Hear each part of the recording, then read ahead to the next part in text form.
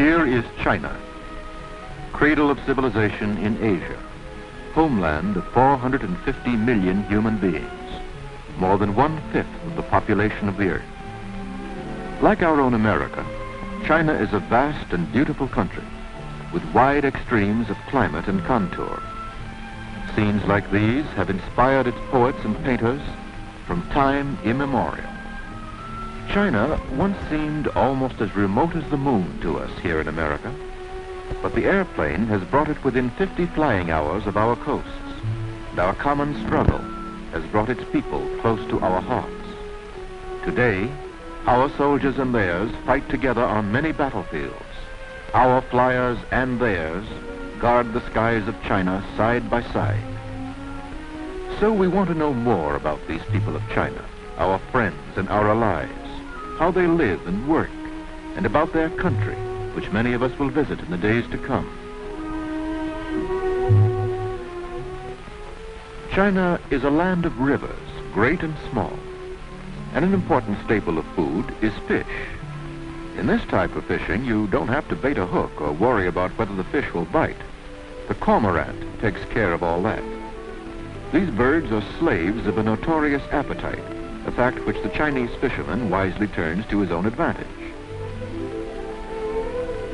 The cormorant seems to be happy in his slavery. Everyone seems contented with the whole arrangement, except, understandably, the fish.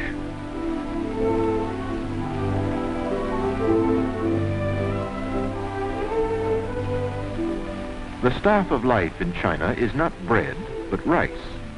Rice fields, called paddies, dot the landscape. But even so, the country cannot raise enough rice for its huge population. In peacetime, it had to import rice from other countries. Rice grows underwater, and here the water is brought to the rice by a simple but effective mechanism, the water wheel. Agricultural methods like these are almost as old as China itself.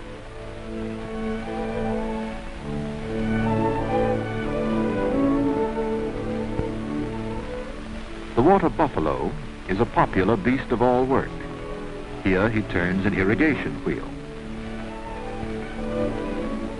More than 80% of all the people in China live on farms, and the average individual farmer's holding is less than 4 acres. This means that every foot of fertile earth must be cultivated carefully and intensively from dawn to dusk of every day. There are hundreds of thousands of little farms, handed down from generation to generation through the centuries, and work today with the same tools and methods as of old. The Chinese raise vast crops of wheat, tea, beans, millet, and other cereals and grains. They've never been prosperous enough to support cattle and sheep on the yield of their tiny farms. And comparatively little land is given over to pasture. Land is simply too valuable and must be devoted to subsistence crops. Experts from our own Department of Agriculture are now working with the Chinese government on a program of scientific farming, studying such problems as soil conservation, erosion, and reforestation. After this war, an agricultural modernization probably will accompany the industrialization of the country, for the machine and modern scientific methods have come to China to stay, and perhaps to put an end to want and famine, as well as to scenes like these. Where there are so many mouths to be fed, nearly everybody has a job to do. Yes, in China, everybody works. Well, nearly everybody. Here's a handsome and healthy-looking family, and a typical farm home in the north.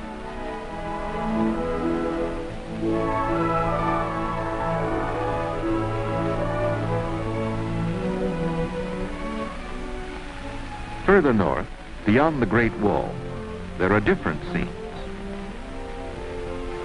This is a country of wild mountains and wastelands, of nomadic tribes of herdsmen and horsemen. And it's the home of the famous Mongolian ponies, whose ancestors carried the legions of Genghis Khan on their conquest of the ancient world, a conquest that led to the very gates of Vienna, that overran Russia and ruled the earth from Korea to the Volga. The cowboys of our own Wild West could hardly show these riders any tricks of horsemanship. You'll notice that instead of a lariat, they use a long pole with a noose at the end. And they invariably get their horse.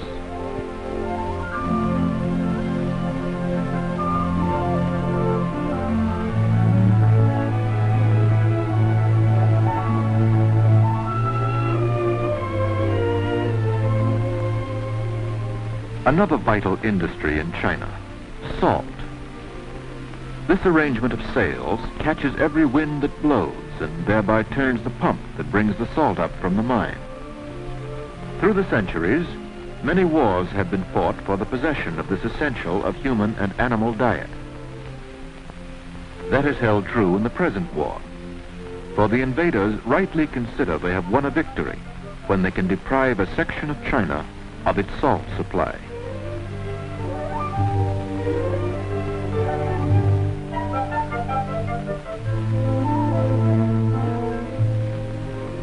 Even ice and snow do not stop the important business of fishing. Here they are fishing through the ice of a stream, a job that requires all the patience and all the warm clothing you can possibly muster. And lest you suspect that they never catch a fish, here is proof that they do.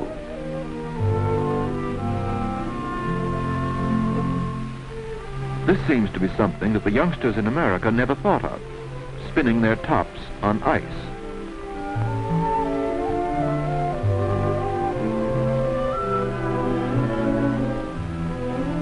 Here's also something new for American boys and girls to try, a combination of skating and sledding. This seems to be a lot of fun, but of course you have to be built for it.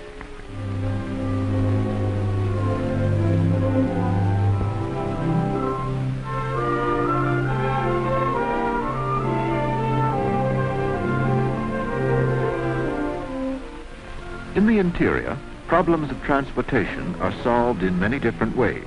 For cross-country journeys through desert country, they use the camel as in ancient times. When the Burma Road was closed for a time in 1940, camel caravans from Russian Turkestan were China's principal supply line to the outside world. In transportation, there is always the mule, everywhere on Earth and everywhere in China. The mule is unbeatable as a burden carrier where the going is rough and highways non-existent, as in most of the interior. The government's initial 10-year program calls for something like 200,000 miles of modern roads in the period of Reconstruction, plus nearly 20,000 miles of railroads and a network of airlines for passenger and freight. But meanwhile, there is the mule.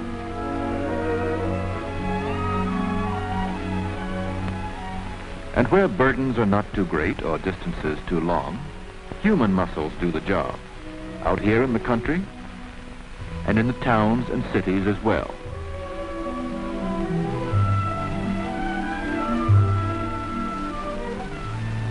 Transport by river and canal is a vast industry. The smaller boats are called sampans. Some of them are propelled by sculling, that is, working an oar placed in the stern of the boat. They hoist a small sail when the wind is favorable. The word junk is usually applied to the larger boats with tall sails. Some of these are capable of navigating the oceans. The Chinese, you know, invented the compass and many other features of the science of navigation. For thousands of families, the family boat is their only possession in the world. The sampan is their home in every sense of the word. They cook their meals, eat and sleep there, and gain a slender livelihood from the sale of fish that they catch, or from the delivery of small cargoes of freight. Along the riverfront in this crowded city, the houses rest on stilts to protect them against floodwaters. This, of course, is Chongqing, temporary capital of China. This ancient city was abruptly transported into the brutal realities of the 20th century in 1938, when Nanking fell, and the government needed a new capital. They chose Chongqing, 1,100 miles to the west, deep in the interior, beyond the rugged mountains. It was as if we had moved our own government from Washington over the Alleghenies and beyond the Mississippi without railroads or highways to travel on. Chungking is famous for its steps, as London is famous for its bridges and New York for its skyscrapers. From the river's edge to the heart of the city, the pedestrian must climb a total of 360 steps, for Chungking is built on and around a mountain. Now we are on the great Yangtze River, which flows by Chungking from its sources in the eternal snows of the mountains of Tibet and continues on eastward through the heart of China to the China Sea at Shanghai. The gorges of the Yangtze are world famous for their majestic beauty. Navigating the turbulent Yangtze is a stiff challenge to the strength and ingenuity of the boatman. Shoals, rocks, and treacherous currents are a continual menace. One of China's post-war tasks is to enlarge and deepen the channel of its mighty rivers and harness them so as to prevent flood as well as shipwreck. In the future, engines will provide the power to master these rivers, but for the present, there remain grueling tasks for human muscles.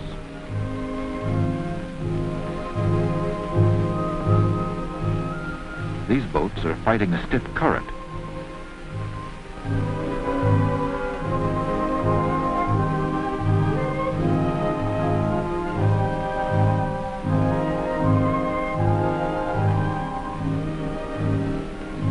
The crew of one finds the task of rowing impossible, and so wades to shore and takes up the job on land.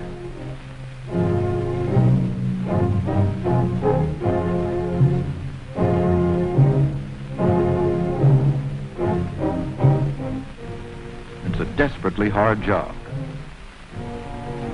Scenes like these have no counterpart anywhere in the world.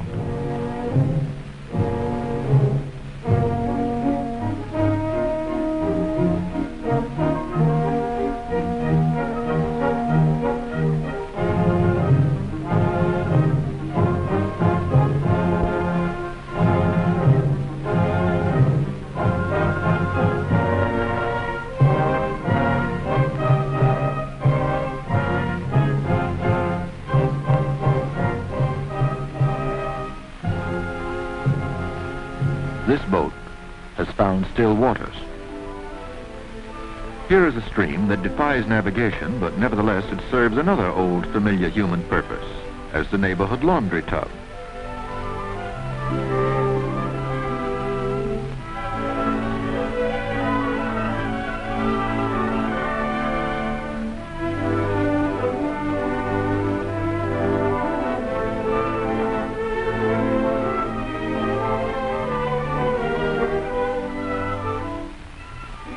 But the waters of China serve some lighter uses too. Here's an oriental version of a bullfight with water buffalo as the antagonists.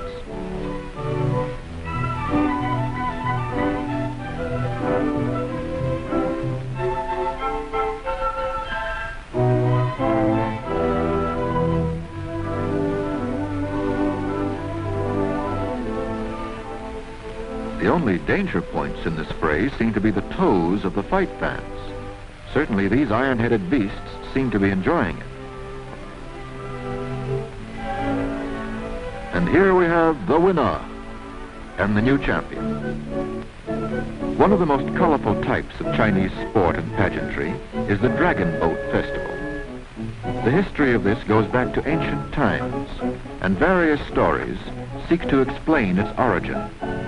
One popular version says that a renowned poet-statesman drowned himself in the river as a protest against corrupt government, and his friends set out in their boats to recover his body. Each year, on the anniversary of his death, they went to the river again to call up his spirit to witness that they were true to the cause for which he died. But today, the Dragon Boat Festival survives as a race between long canoes, some of them manned by as many as 70 men. Each community along the river has its entry, and the townsfolk come along to cheer the competitors.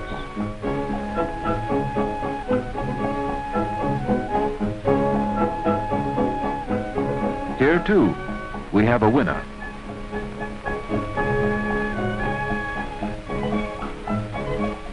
But sometimes the rivers of China turn unkind, and the disaster of flood visits the countryside. In the past, millions of lives and billions in property values have been destroyed by the waters. But in the future, modern engineering will control these rivers for the safety and the service of the people. This is just another of the many big tasks of peacetime for which the government and people are now preparing, even while they carry on the long, bitter struggle for freedom.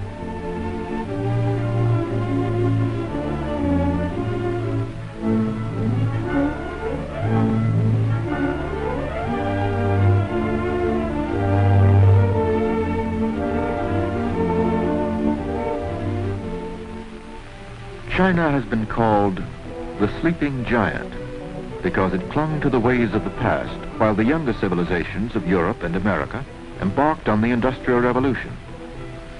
But in the years following 1911, when the reign of the Manchu emperors was ended, China began to relax its old rigid tradition of farm and village culture and to emerge into the modern world.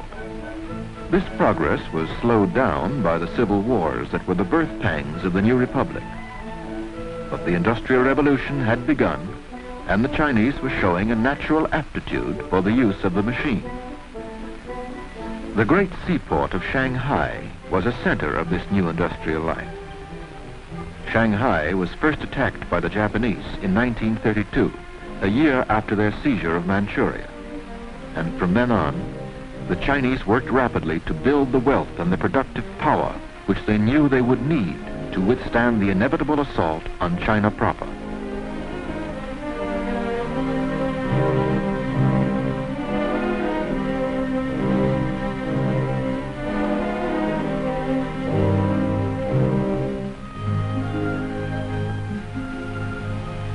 On the home front, handsome residential sections like this were constructed.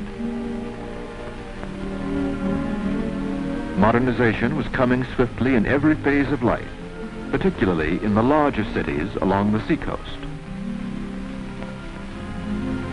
Strange new scenes for ancient China. Public health clinics were opened. The best of modern medicine came to China and was welcomed by government and people. Popular education was spreading. Young China was going to school. James Yen, who had studied in America and gone home to China, started his great mass education movement. Working with the government, he devised a sort of basic Chinese from his country's complicated picture language. And even young children found they could master this. After they learn the shapes of the characters, the actual writing is greatly simplified. This pretty little girl seems to be having no trouble. China was building strong minds and strong bodies, aware of the importance to the nation of a vigorous and informed youth. Here's a young fellow who means business.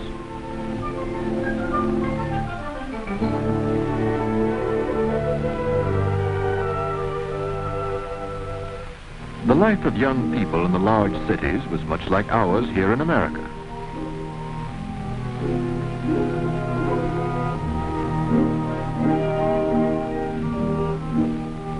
It was for China a renaissance, a swift but ordered march into the modern world, a remarkable achievement for a people that had always held the ways of the past in deepest reverence.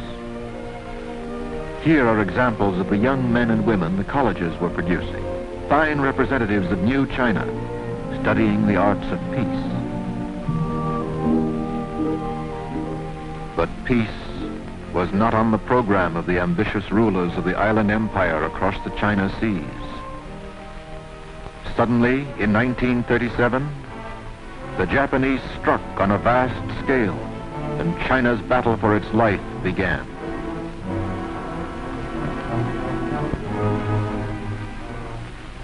Then, different scenes. Defenseless, unoffending people fleeing from the horrors of total war. 50 millions of people like these were the victims. Up and down the land of China, they were driven from their homes, separated from their loved ones. each one who survived had a story of terror and death to tell.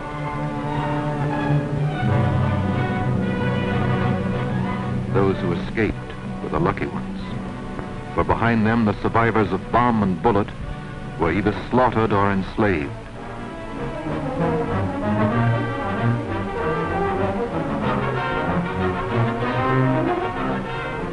China had so many Coventrys, so many Liebitzes, that it long ago lost count of them.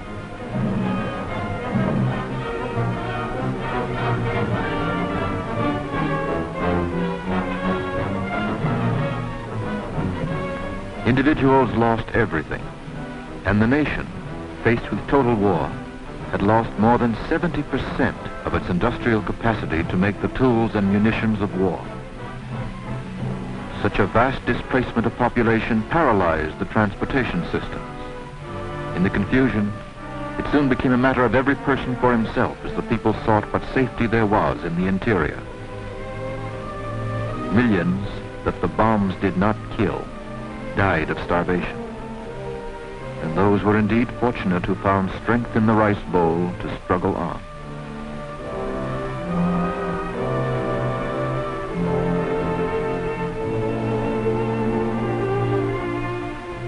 These are China's orphans, the orphans of the war. Many thousands of them today are in the friendly haven of the orphanages supported through United China Relief.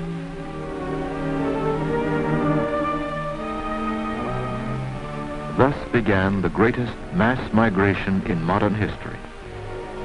Millions of people took to the roads and the hills rather than stay at home and bow their heads before the invader.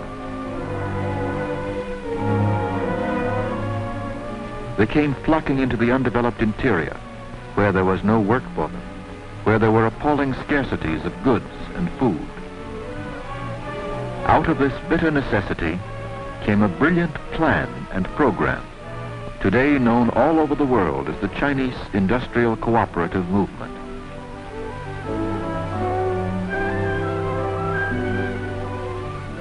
Here, the refugees register for food and a job in the workshops.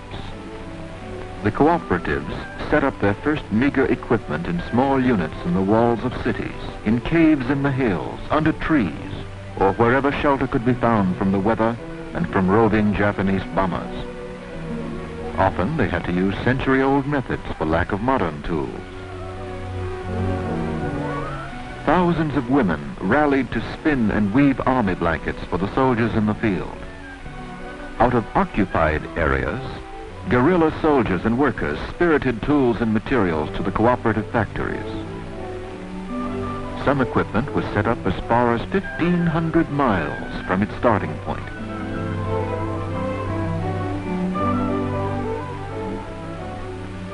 Soon new types of machines were produced that could be used by the cooperatives under emergency conditions.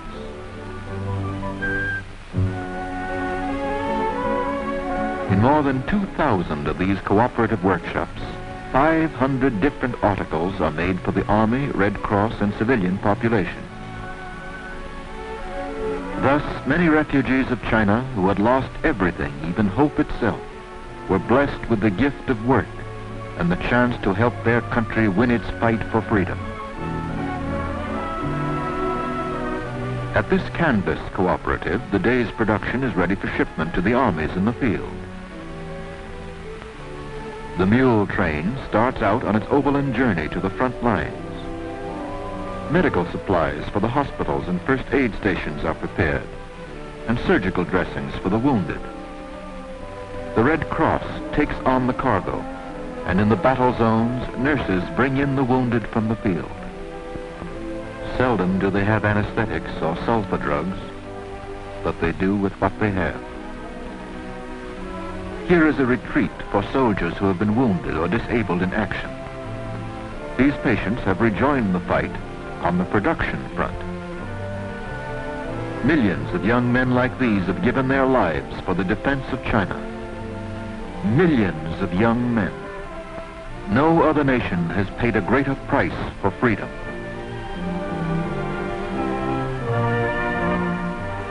The faces of fighting China, Good comrades for us to have in this gigantic war we fight in Asia and the Pacific.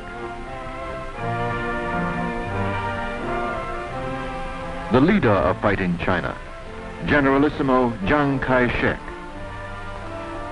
And the heart of fighting China, Chongqing, capital city of a nation that remains after 7 years of war, unconquered and unconquerable.